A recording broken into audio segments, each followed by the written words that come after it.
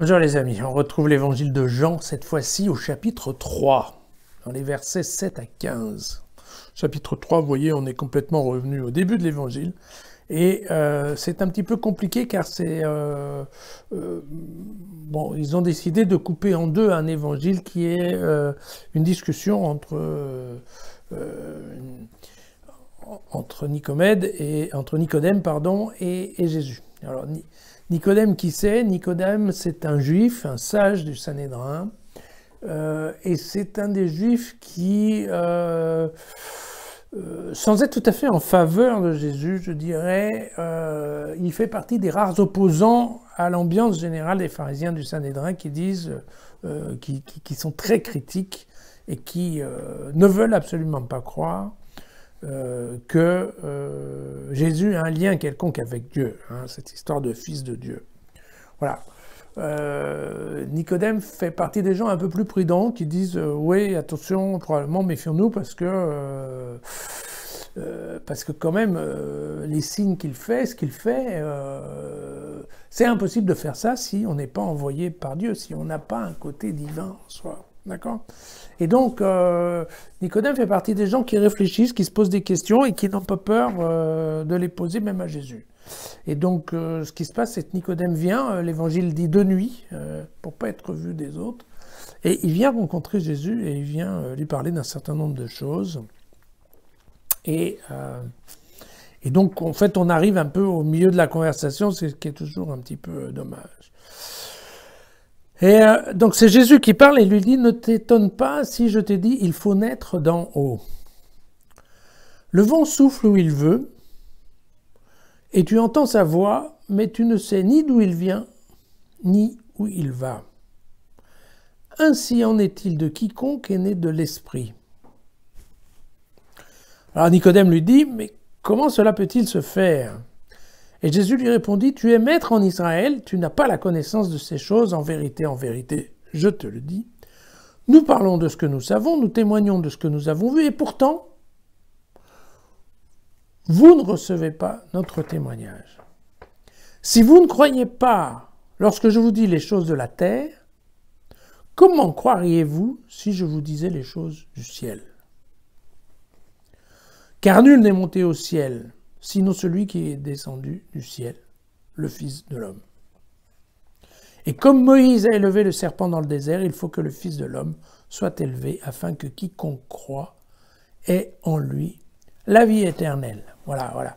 Donc, alors, bon, qu'est-ce qu'on retrouve, hein? On retrouve plein de choses qu'on a déjà, hein, qui est cette histoire. Donc, bon, le naître d'en haut, vous savez que ça c'est l'idée.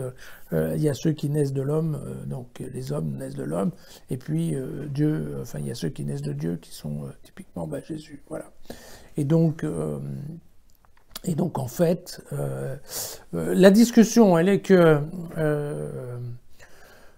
à Nicodème, qui quelque part reconnaît qu'il y a quelque chose de Dieu en Jésus et que Jésus a été envoyé par Dieu, eh bien, Jésus lui dit, non, je n'ai pas été envoyé par Dieu, je suis Dieu.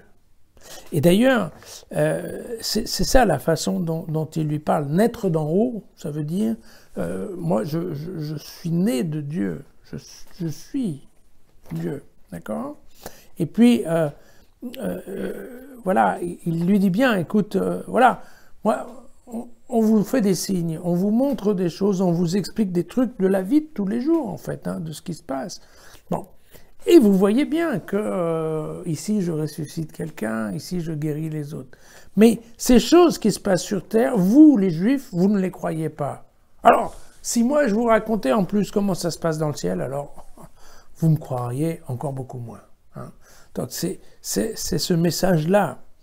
Et puis, bien entendu, car nul n'est monté au ciel, sinon celui qui est descendu du ciel, le Fils de l'homme, d'ailleurs moi. D'accord ? Et voilà, et puis ensuite, il nous fait à nouveau le discours de Moïse. Vous savez, Moïse avec le serpent d'airain, qu'il avait monté sur un morceau de bois, qu'il avait mis au milieu du désert pour que les Juifs qui étaient piqués par des serpents, quand ils voyaient le serpent d'airain, eh bien comme par hasard, ils guérissaient. Voilà. Et c'est cette image que Jean veut absolument reprendre, qui est l'image du Christ accroché à une croix et qui domine le monde et qu'on regarde pour être sauvé. Voilà. Et donc, c'est bien ça, il faut bien que l'homme, le Fils de l'homme, soit élevé pour que quiconque qui croit, lui, ait en lui la vie éternelle. Voilà. Et donc, il y a aussi, oui, il y a cette phrase absolument géniale, je trouve, sur l'histoire du vent qui souffle où il veut. On entend sa voix, mais on ne sait ni d'où il vient, ni d'où il va. Et je trouve que d'une part c'est très joli et ça veut bien dire qu'en effet il n'est pas facile de comprendre comment marchent les choses de l'esprit. Voilà.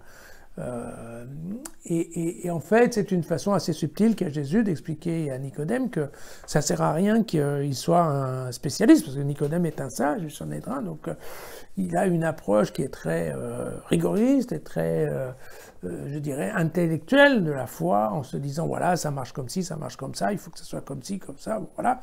Et typiquement, Jésus lui dit, non, ouais, non, c'est pas comme ça que ça se passe. Les choses de Dieu, les choses de l'esprit, écoute, voilà, c'est un peu comme le vent, on ne sait pas d'où il vient, on ne sait pas où ça part, et ça sert à rien d'avoir une approche trop scientifique, parce que c'est pas comme ça que tu vas comprendre. La loi de l'amour et pas une loi très rationnelle, vous savez.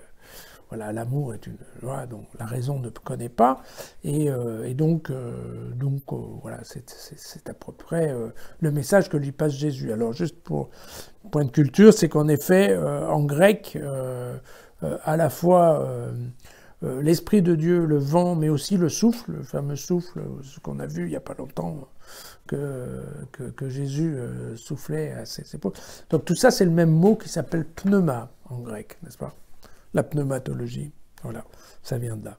Et donc, il y a en effet un croisement qui se fait toujours entre voilà, l'esprit, le souffle de la vie, et puis, eh bien, quelque part, le vent, voilà, dont on ne connaît pas exactement les lois.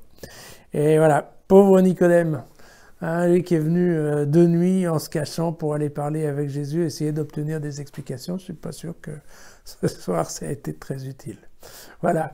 Vous pouvez retrouver l'évangile et mon commentaire sur jésusfacile.com. Si la vidéo vous a plu, vous la faites suivre. Et on se retrouve demain.